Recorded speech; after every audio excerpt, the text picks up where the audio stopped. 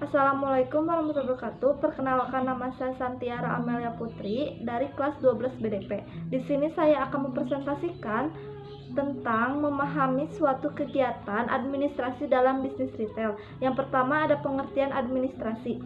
Administrasi yaitu suatu kegiatan catat-mencatat atau pembukuan dalam usaha retail agar bisnis retail tersebut bisa menganalisis mengenai keuangannya. Yang kedua ada unsur-unsur administrasi. Yang pertama ada unsur kepegawaian, unsur keuangan, unsur perbekalan, pengorganisasian, tata usaha, perwakilan, manajemen, dan yang terakhir itu unsur tata hubungan. Yang ketiga ada manfaat administrasi dalam bisnis retail. Yang pertama yaitu risiko kehilangan barang dapat diperkecil karena setiap transaksi dapat dibukukan. Yang kedua, perusahaan dapat dengan mudah menghubungi pihak-pihak lain melalui berbagai media komunikasi. Dan yang terakhir yaitu pemilik perusahaan dapat dengan mudah mengikuti perkembangan perusahaan melalui laporan hasil pencatatan tersebut. Yang keempat ada kegiatan administrasi. Yang pertama yaitu mengolah, artinya memperbanyak atau menyalin sebuah informasi menjadi lebih baru sehingga dapat berguna. Yang kedua yaitu menggandakan, artinya memperbanyak dengan cara atau alat. Yang ketiga yaitu mengirim, artinya menyampaikan dari pihak satu ke pihak lain. Yang keempat yaitu ada menghimpun, artinya mengumpulkan segala keterangan yang tadinya berserakan menjadi lebih rapi dan dapat dipergunakan dengan mudah.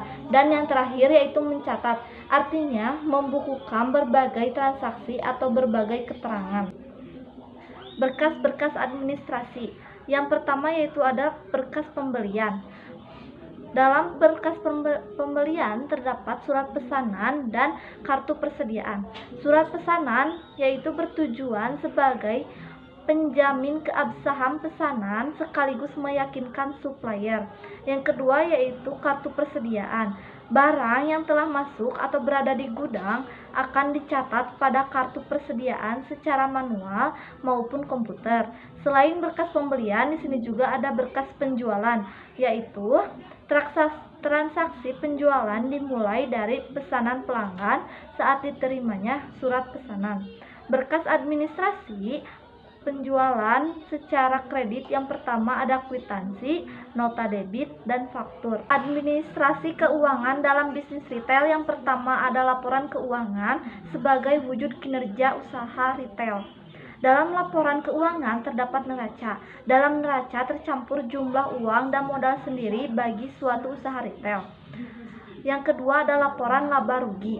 Usaha retail dikatakan laba jika pendapatannya lebih dari beban, sedangkan usaha retail dikatakan rugi apabila pendapatannya lebih kecil daripada beban.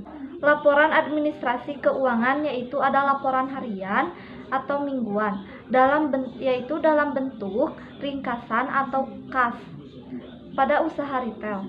Selain itu ada juga laporan bulanan, yaitu informasi laporan bulanan hendaknya diperoleh bersamaan dengan pertemuan dari badan penasihat.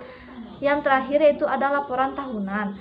Jenis-jenis laporan tahunan diantaranya yaitu neraca, laba atau rugi, dan keterangan arus kas yang bersama-sama dengan laporan triwulan sebagai dasar bagi perencanaan strategis. Sekian presentasi dari saya. Wassalamualaikum warahmatullahi wabarakatuh.